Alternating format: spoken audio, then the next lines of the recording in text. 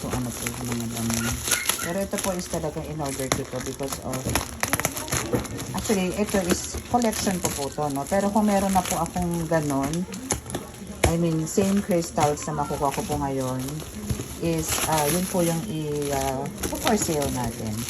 Pero yung wala pa po, so kailangan ko muna po siyang i-keep. Actually, this is one of my collections na rin. Kasi as a healer, kailangan ko po talaga po.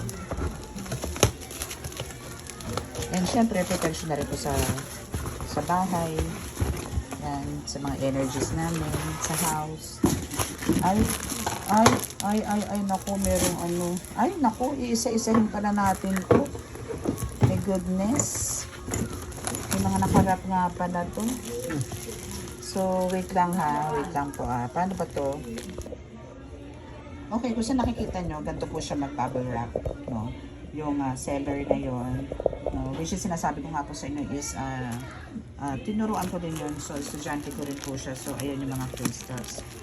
Ngayon, laki naman anak niyan. Okay na po. So, bubuksan po natin to unti-unti.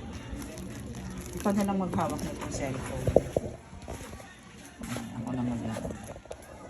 So, patapos kami. Ito yung sentro mo dito. So, kukuha lang po tayo ng sample ha. Kasi ang dami po nito kung bubuklatin ko po lahat. Kasi as of this time na ino-open ko po